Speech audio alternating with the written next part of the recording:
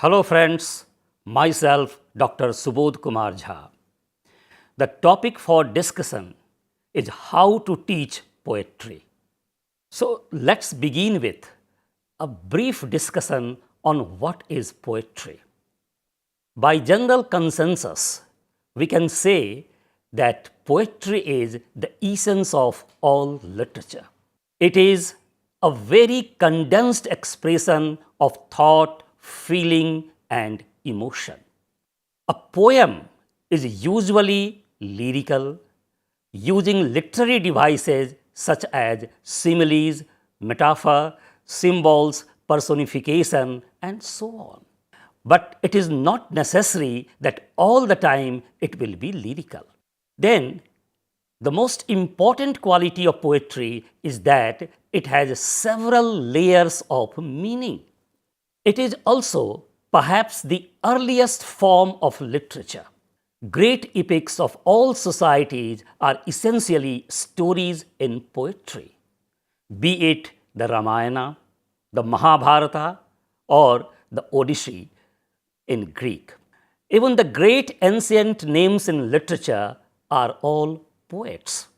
Take, for example, Kalidas, Homer, Shakespeare, Donne, etc.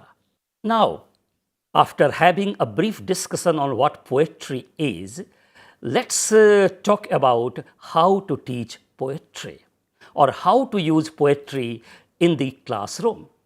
Because it's very important how we deal with a poem in our classroom. The option is ours. We may teach poetry in a rather rigid manner with very little creative flair incorporated. This is the case when the teacher is generally the sole voice, interpreter, and decider of how poetry is represented. And the students, they don't have any role in it, so they don't get involved. It is very important that we involve the students in poetry class.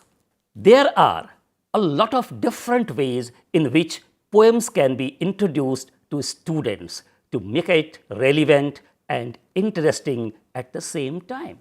One way of doing this is to begin with reciting the poem only for pleasure, not for meaning, not for anything else, just for pleasure.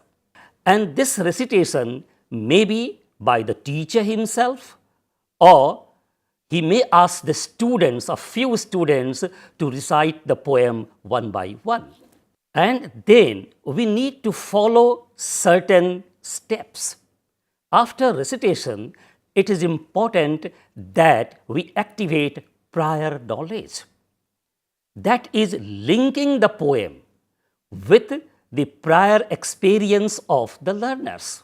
Students are most receptive to new learning when they can connect it to what they already know. And as a teacher, we have to use this rich resource. Poetry provides a quick and fun way to do this. We also need to help our students to find out tone and mood. For this, we can draw the attention of our learners to the tone and mood of the poem. Mind it, we won't tell them what is the mood of the poem or what is the tone of the poem. We will just help them find them out. By the way, tone is the author's feelings within the poem, and mood is the way the readers feel when they read the poem. So, we shall ask the students to jot down the tone and mood of the poem. We can ask our students to read the poem silently at first, and then we may ask for volunteers in the class to read the poem out loud. After each reading, we may ask students to revise their perception of the tone and mood of the poem if necessary. Maybe at the first reading, the student has a different idea, different perception, but as different readings of the poem are there, he may have to revise his perception of the tone and the mood of the poem. After hearing the poem read aloud multiple times, discuss with students how an oral reading changed the tone and mood of the poem based on their notes. Once they have done this, we need to establish theme, because establishing the theme by helping through guiding question is very useful. Of course, we need to design certain guiding questions before we enter the class. And through these guiding questions, we can help our learners establish the theme. Of course, teachers are free to do whatever they think proper to establish themes. The perfect poem can lead to a wonderful writing reflection or discussion that allows students to construct the theme and essential questions for themselves. Then, since we are using poetry in a language classroom, an objective is to enrich the learner's language. It is very important that we explore language in a poem, as it helps teachers teach grammar in a way that is motivational or memorable. Students love to learn language item when a context is created, and poems do provide context to such learning. While drill and example books might have a place in teaching and learning, a good verse livens up the process of language learning. As a teacher, we also need to focus on facts. What's fantastic about poetry is that it can bring life to otherwise dry and lifeless facts. That is why students love to create poems for mathematical operations, most important names, places, events, and dates of historical importance. Then we also need to set a scene. It is important to set the scene before the actual teaching takes place. This would help spark discussion, curiosity, and prior knowledge, ultimately building excitement and anticipation for what is to follow. We also need to inspire our students to write, because this will be an exercise of using language.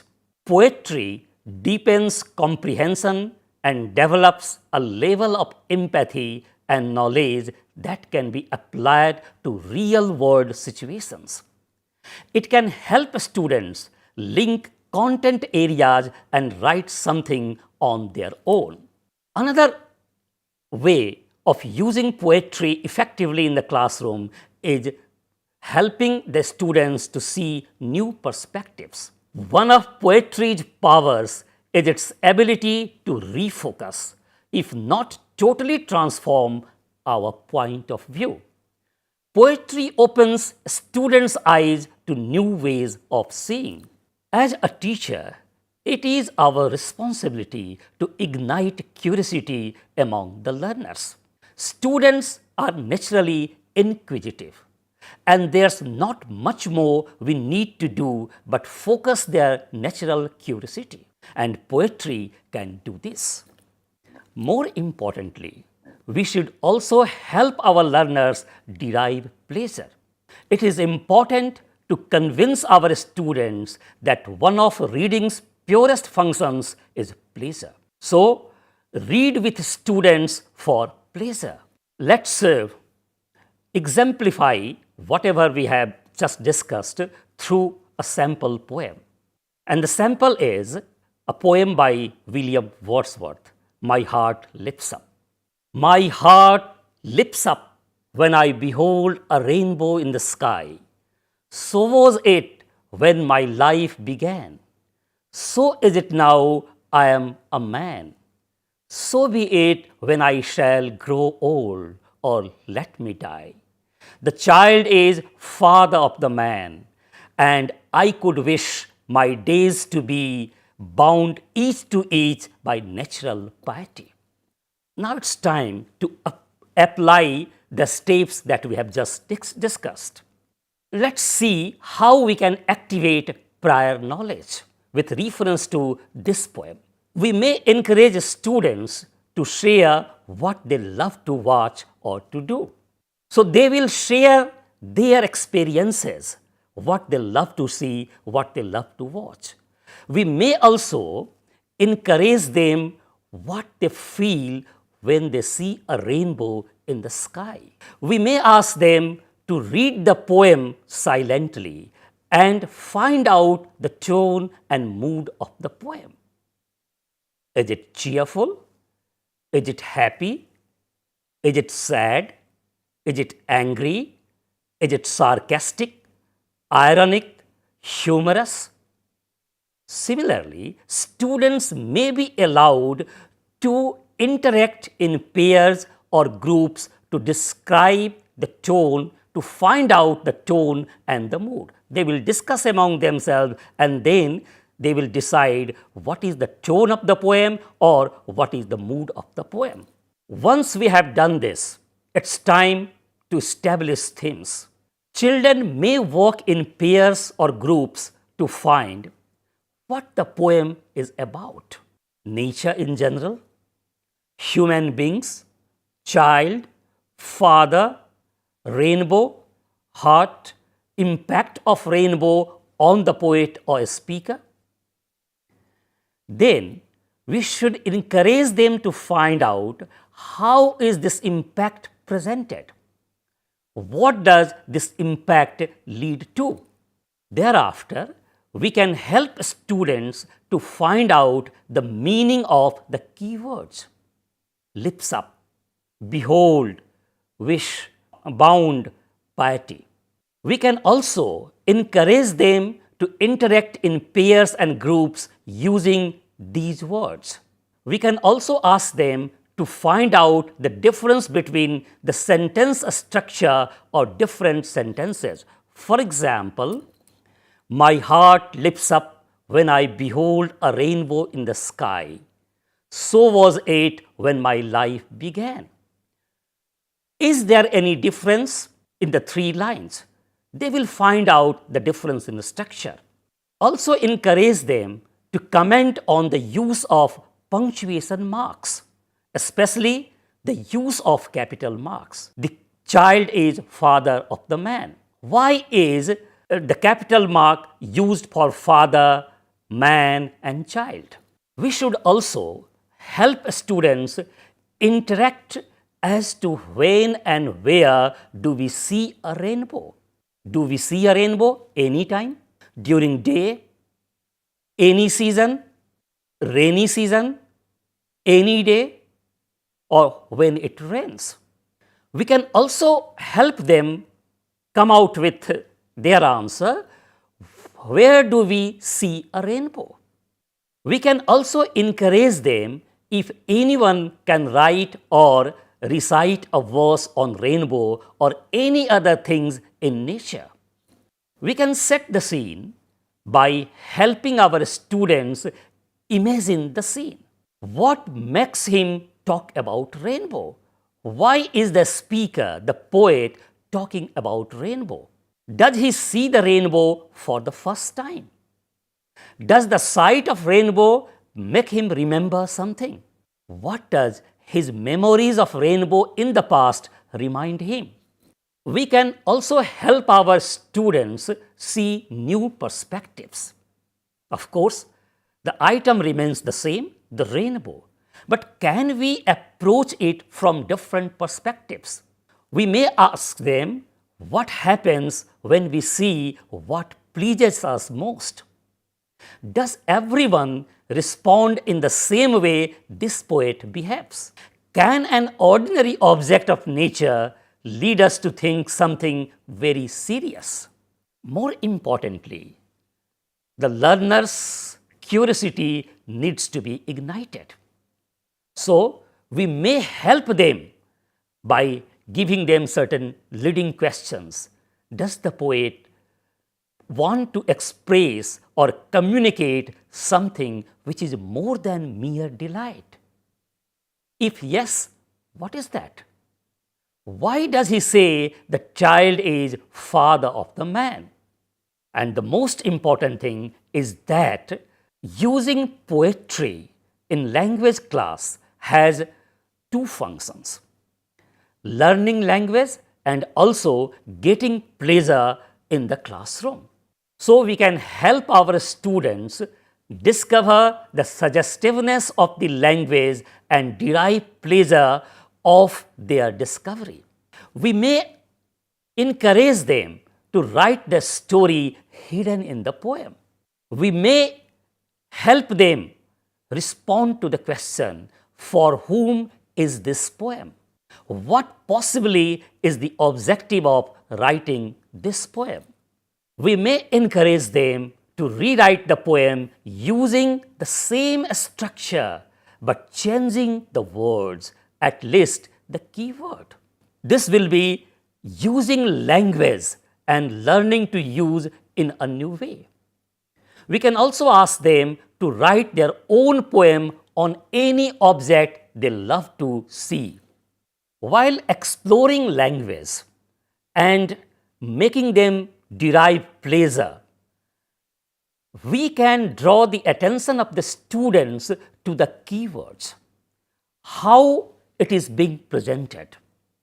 For example, my heart leaps up. Why leaping up here?